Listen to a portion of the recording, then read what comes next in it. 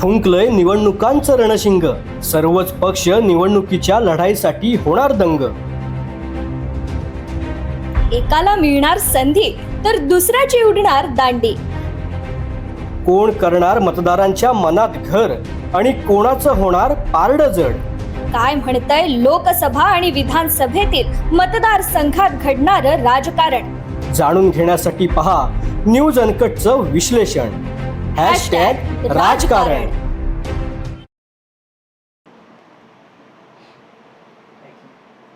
नमस्कार, मी कृपा सपकाळ.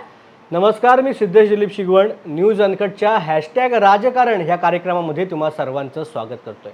आजच्या आपल्या विश्लेषणाचा विषय आहे छत्रपती संभाजीनगरमध्ये वारे फिरणार की तसेच राहणार. लोकसभेच्या छत्रपती संभाजीनगर मतदारसंघामध्ये महायुतीकडून नुकतीच शिवसेनेचे संदीपान भुमरे यांना उमेदवारी घोषित झाली. त्यामुळे लढतीचं चित्र स्पष्ट झालं. आता या मतदारसंघामध्ये महायुती, महाआघाडी, MIM असा तिरंगी सामना असणार आहे. परंतु वंचित बहुजन आघाडीमुळे गणिते बदलल्यासारखं बोललं जातं. पाहायला गेलं तर 2019च्या लोकसभा निवडणुकीत हिंदू मतांमध्ये झालेल्या विभाजनाचा लाभ हा MIM आणि वंचित बहुजन आघाडीचे इम्तियाज जलील यांना झाला होता.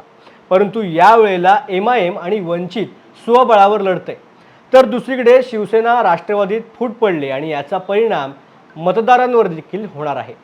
या तीनही पक्षांच्या उमेदवारांवर जर नजर टाकली तर चंद्रकांत खैरे यांनी यापूर्वी 4 वेळा या मतदारसंघाचं प्रतिनिधित्व केलंय, तर महायुतीचे संदीपान भुमरे हे विधानसभेच्या पैठण मतदारसंघामधून 5 वेळा निवडून आलेत. परंतु गेल्या निवडणुकीत खैरेंचा पराभव झाला तरीही एकनिष्ठ राहिल्यामुळे उद्धव ठाकरे यांनी त्यांना 6व्यांदा लोकसभेची उमेदवारी दिली.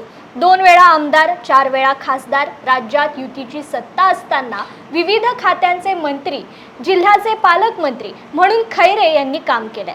तसेच त्यांना राज्य आणि दिल्लीतील राजकारणाचा दांडगा अनुभव आहे. लोकसभेला पराभव झाल्यानंतरही त्यांनी जनसंपर्क कायम ठेवलाय. ही त्यांच्यासाठी जमेच्या बाजूची गोष्ट ठरू शकतात. तर शिवसेना फुटीनंतर आपल्याला सहानुभूती मिळेल अशी त्यांना अपेक्षा आहे. शिवाय आपली ही शेवटची निवडणूक आहे. 2029ची लोकसभा निवडणूक आपण लढवणार नाही असं स्पष्ट करत त्यांनी मतदारांना भावनिक साथ घालायला सुरुवात केली आहे. मी फक्त ही 5 वर्षाची टर्म मी त्या ठिकाणी करणार आहे.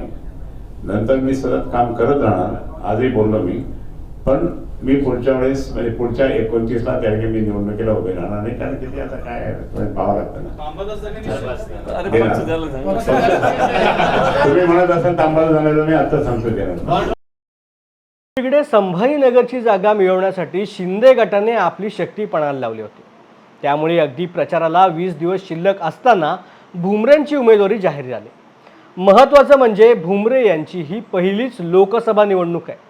विधानसभा लढवण्याचा त्यांचा अनुभव असला तरी लोकसभा त्यांच्यासाठी नवीनच आहे. राज्यामध्ये असलेल्या सत्तेचा आणि महायुतीमधील घटक पक्ष भाजप आणि राष्ट्रवादीची त्यांना किती मदत होते यावरच भुमरे यांचा विजय हा अवलंबून असणार आहे. राष्ट्रवादी काँग्रेस, अजित पवार गटाची मदत काही मतदारसंघात भुमरे यांना होऊ शकते, पण भाजपच्या नाराज कार्यकर्त्यांनी आणि मनसेच्या कार्यकर्त्यांनी मनापासून जर काम केलं तर शिवसेना शिंदे गटाला संभाजीनगरमध्ये धनुष्यबाणावरती विजय मिळवणं अवघड ठरणार नाही. तर गेल्या वर्षी विजयी झालेले खासदार इम्तियाज यांनी 5 वर्षात अभ्यासू, आक्रमक आणि सामान्यांच्या प्रश्नांवर संसदेत आवाज उठवणारा खासदार म्हणून ओळख तयार केली. वंचित सोबतची युती, त्यामुळे दलित व वंचित घटकांची एकगठ्ठा मिळालेली मते, अपक्ष उमेदवार हर्षवर्धन जाधव यांच्यामुळे मराठा आरक्षणाच्या मुद्द्यावरून झालेले मतांचे विभाजन याचा फायदा गेल्या निवडणुकीत त्यांना झाला होता. यंदा मात्र इम्तियाज जलील यांनी गैर मुस्लिम मतदारांना आपल्याकडे वळवण्याचा प्रयत्न केलाय. आदर्श सहकारी नागरी पतसंस्थेच्या घोटाळ्यातील ठेवीदारांच्या पाठीशी उभे राहत त्यांनी त्यांची सहानुभूती मिळवली. गेल्या निवडणुकीत इम्तियाज यांच्या विजयात वंचितचा सिंहाचा वाटा होता. आता वंचितने स्वतंत्र उमेदवार दिलाय, त्यामुळे वंचितमुळे कमी झालेली मते वाढवण्याचं मोठं आव्हान इम्तियाज यांच्या समोर असणार आहे. तसेच सध्याची राजकीय गणितं जर बघितली तर संभाजीनगरच्या विविध विधानसभेमध्ये शिवसेनेचे 4 आणि भाजपचे 2 आमदार आहेत. आणि या शिवसेनेच्या 4 आमदारांपैकी 3 आमदार हे शिंदे गटासोबत आहेत. त्यामुळे स्थानिक पातळीवर शिवसेना शिंदे गटाचे 3 आणि भाजपचे 2 असे एकूण 5 आमदार आहेत. हे महायुतीचं काम करणार आहेत. त्यामुळे भुमरे यांची ताकद आपल्याला दिसेल.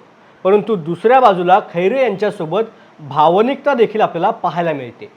तसेच इथे रखडलेल्या विकासाच्या मुद्द्यावर मतदार देखील नाराज आहेत. प्रामुख्याने अजिंठा वेरूळसारखी जागतिक दर्जाची पर्यटन स्थळं दुर्लक्षित झाली आहेत. दिल्ली मुंबईला जोडणाऱ्या गाड्या 5 पेक्षा जास्त नाही आहेत. 8 दिवसाआड संभाजीनगरला होणारा पाणी पुरवठा, आंतरराष्ट्रीय विमानतळ असूनही मुंबई दिल्लीसाठी मात्र प्रत्येकी एकच विमान आहे. अशा दुर्लक्षित विकासाच्या मुद्द्यावर कोण भाष्य करतो हेच या निवडणुकीत पाहणं महत्त्वाचं आहे.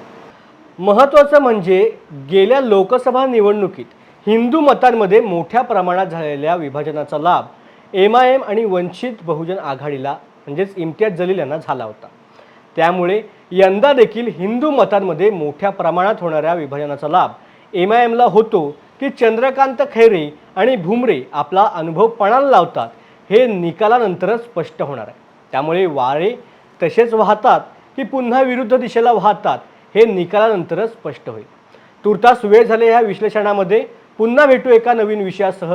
धन्यवाद.